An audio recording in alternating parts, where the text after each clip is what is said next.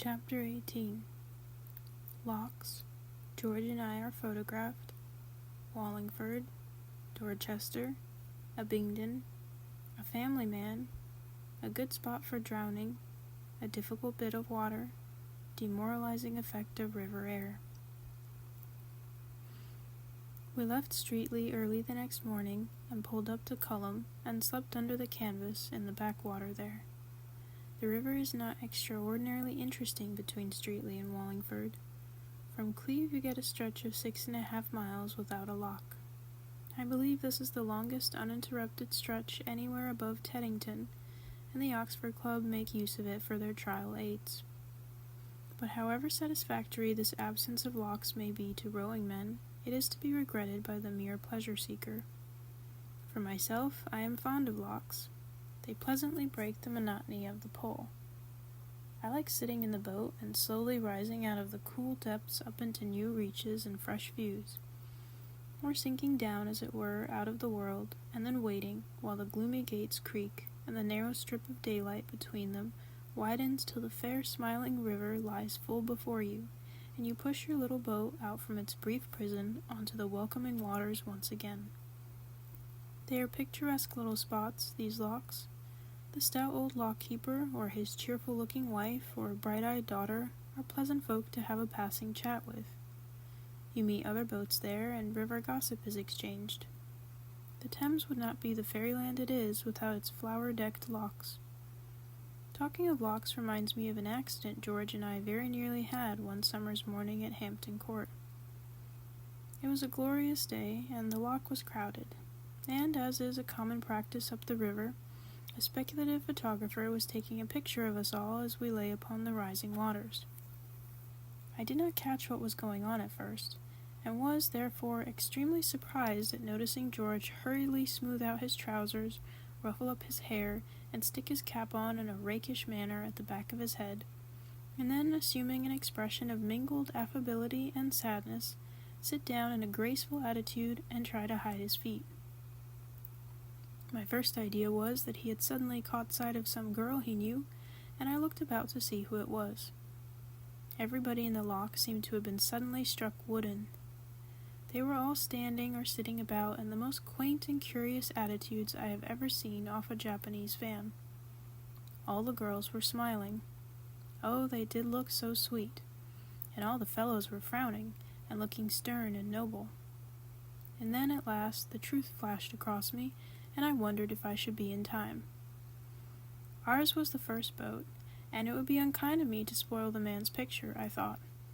So I faced round quickly and took up a position in the prow, where I leant with careless grace upon the hitcher, in an attitude suggestive of agility and strength.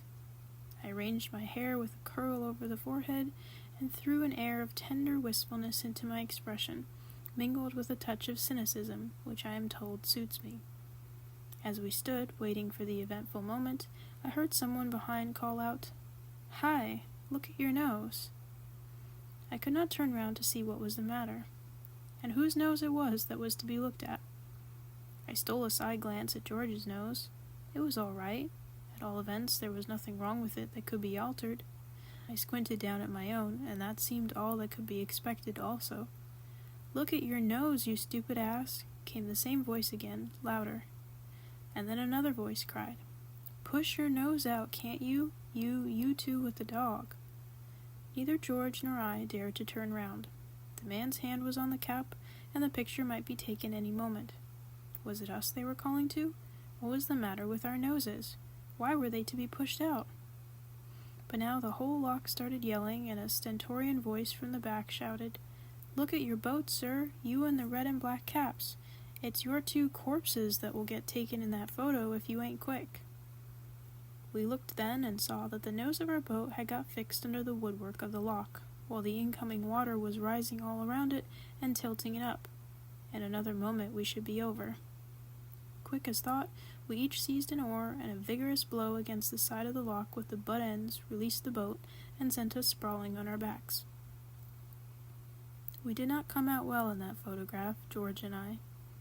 Of course, as was to be expected, our luck ordained it. that the man should set his wretched machine in motion at the precise moment that we were both lying on our backs with a wild expression of "Where am I, and what is it?" on our faces, and our 4 feet waving madly in the air. Our feet were undoubtedly the leading article in that photograph.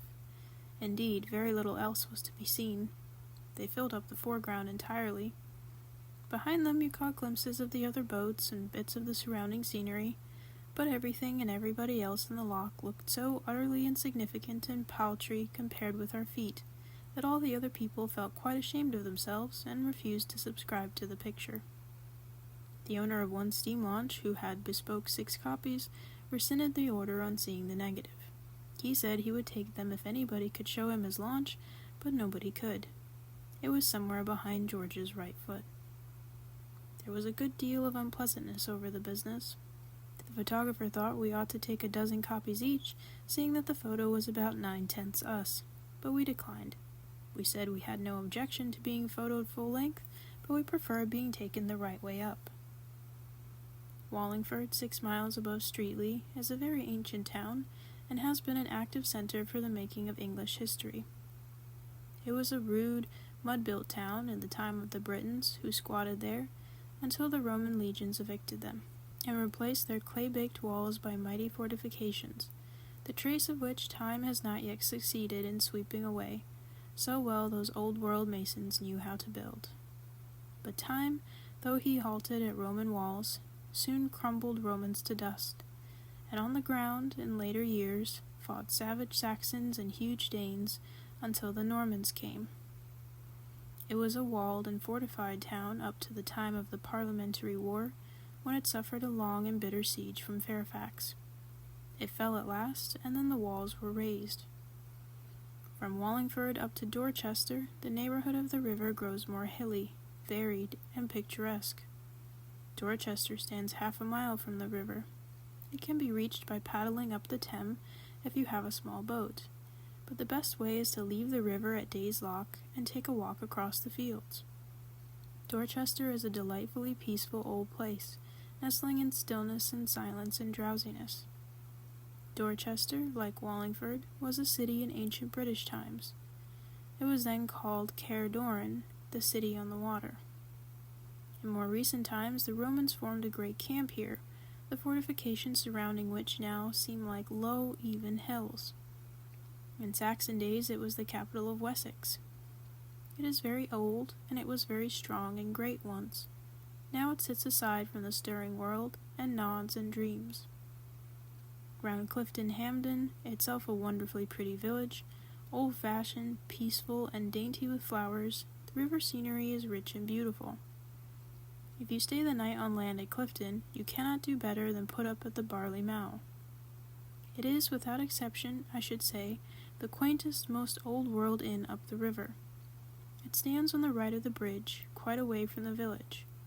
Its low-pitched gables and thatched roof and latticed windows give it quite a storybook appearance, while inside it is even still more once-upon-a-timey-fied. It would not be a good place for the heroine of a modern novel to stay at.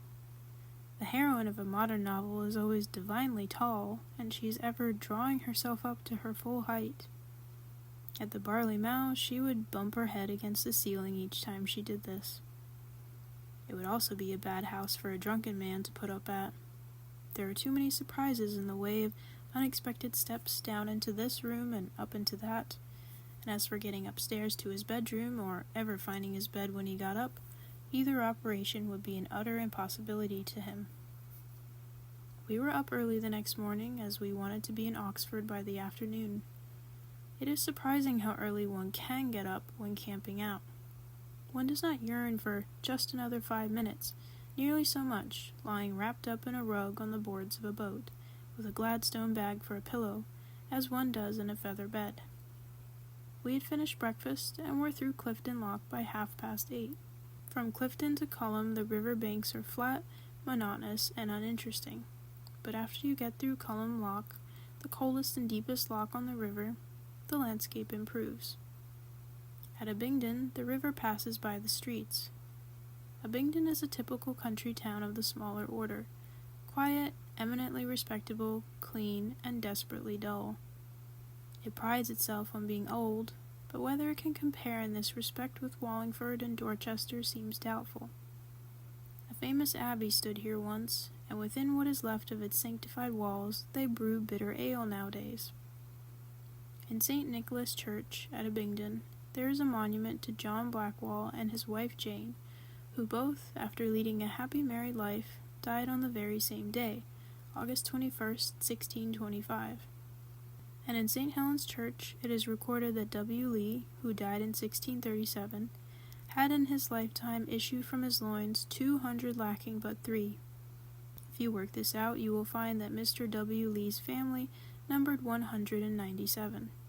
Mr. W. Lee, 5 times mayor of Abingdon, was, no doubt, a benefactor to his generation, but I hope there are not many of his kind about in this overcrowded 19th century. From Abingdon to Newnham Courtney is a lovely stretch. Newnham Park is well worth a visit. It can be viewed on Tuesdays and Thursdays.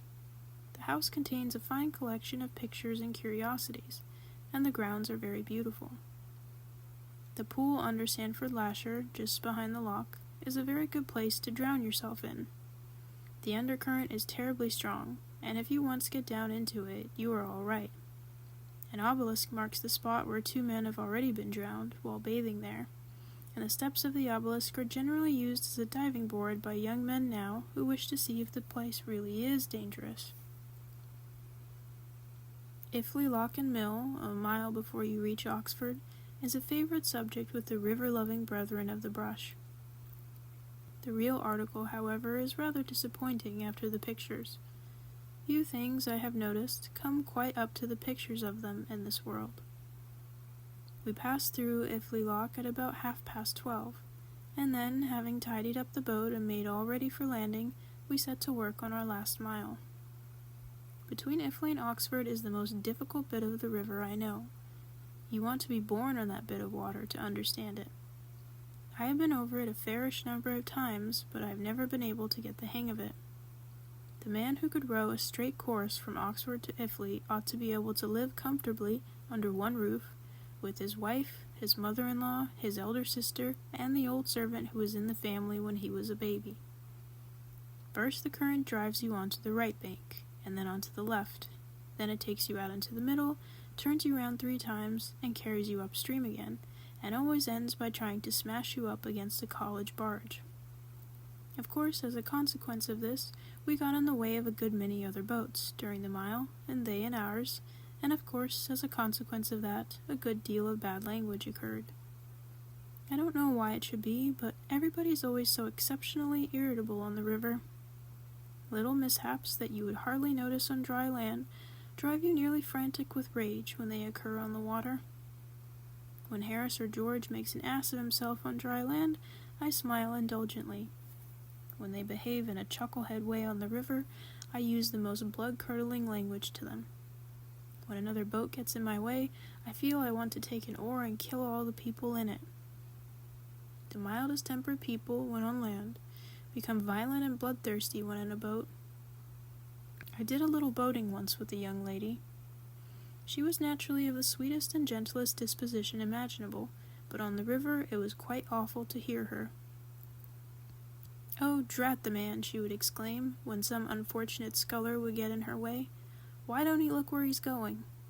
And, "Oh, bother the silly old thing," she would say indignantly, when the sail would not go up properly, and she would catch hold of it and shake it quite brutally. Yet, as I have said, when on shore, she was kind-hearted and amiable enough. The air of the river has a demoralizing effect upon one's temper, and this it is, I suppose, which causes even bargemen to be sometimes rude to one another, and to use language which, no doubt, in their calmer moments they regret.